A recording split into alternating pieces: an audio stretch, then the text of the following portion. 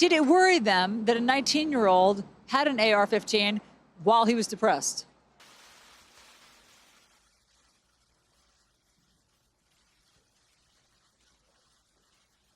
My fellow Americans, today I speak to a nation in grief. Yesterday, just before 2:30 p.m., we received a call for a possible active shooter event at Stoneman Douglas High School.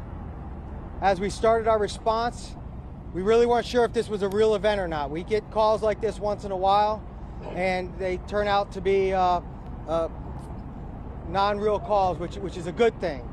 But as we began to respond, we got more and more information that made this more and more real for us. This day seemed very normal. Here's what we know at this hour. 17 people are dead, at least 15 injured. Several of the injured are fighting for their lives. The suspect, 19-year-old Nicholas Cruz, is expected in court this afternoon. Are you Nicholas Jacob Cruz? Yes, ma'am. Okay, sir. You are charged with 17 counts of premeditated murder. I have something very important to tell you. You're charged with some very serious crimes. Sir, you're going to be held no bond. Shot and killed 17 people, shot many right. more people. I just want to be exact. I discovered an individual walking on the sidewalk that was wearing the clothing description that had been given over the radio. An AR-15 used in the attack. The weapon was purchased, we now know, legally. Interesting piece of detail here that there was nothing essentially preventing him from purchasing this weapon. See, you have to be 21 to purchase a handgun, but only 18 for an assault-style weapon. That's the federal law. Essentially, there was nothing preventing him, not his age, nothing in his background, from purchasing this. That makes absolutely no sense. One family cooperating with investigators is the family that took in the suspect. Did this family know he had a gun? He had it. He brought it into the residence with the rest of his personal possessions. It was locked in a gun safe. That was their rules. As to how he ended up with the gun on this particular day, we don't know. Well, it was his gun. That's how he ended up with it. It was his gun. It was his gun. He had a key to that lockbox, right? And yes, it was his lockbox and his gun in his room. And they offered him a home. They had a room. He really had no other options, and they brought him in. They saw some depression. Obviously, he'd lost his mom. But they helped him get a job at a Dollar Tree store. They got him going to an adult education so he could try to get his GED. And he seemed to be doing better. Because he was expelled. Well, that was over a year ago, and as I understand, there was some disciplinary problems, some fights. He was a smaller kid, and some indication that there might have been some bullying going on. Beyond the depression, did he seem mentally ill to them? They didn't see that. They didn't see a mentally ill person, or they never would have let him live under their home.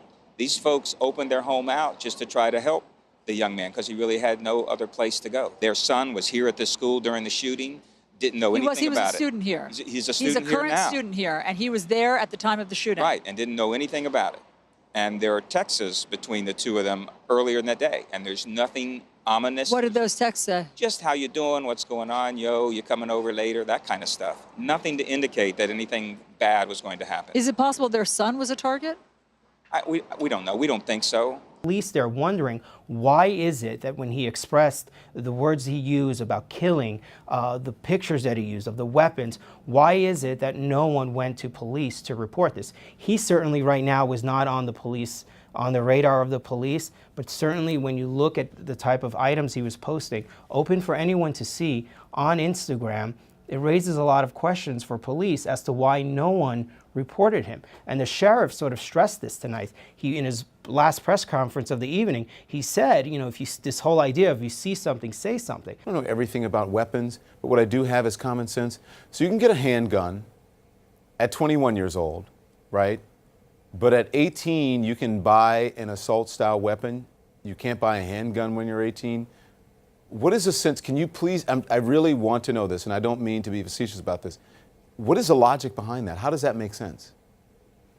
I don't know the logic behind it, but actually in Florida, if you're 18, you can get either. My entire career has been going from one of these shootings to the next of these shootings. It feels like it's one of the only constant things each year is that we're going to find ourselves here having this conversation. We were here in Vegas and in Sutherland Springs and in Charleston, right? And the list goes on, and it seems almost endless going back to Columbine. The response up here on Capitol Hill is one that has become all too familiar, and it's a response that seems to be leading nowhere, just to more inaction. There's already, even though we are still less than 24 hours after this latest horrific mass shooting, that sense of inaction is already palpable up here in the halls of Capitol Hill. I've talked with members all morning long on both sides of the aisle, and while everyone agrees something has to be done, that's really where the agreement stops. You're seeing the parties sort of decamp to their corners. You have mostly Democrats who are calling for stricter gun control laws. You have Republicans saying this is an issue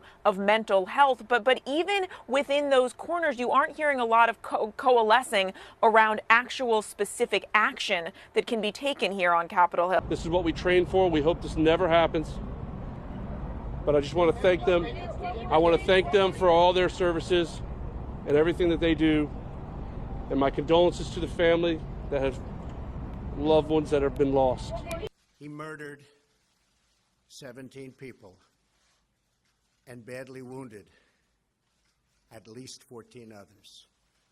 Our entire nation, with one heavy heart, is praying for the victims and their families, especially those who feel lost, alone, confused, or even scared. I want you to know that you are never alone and you never will be.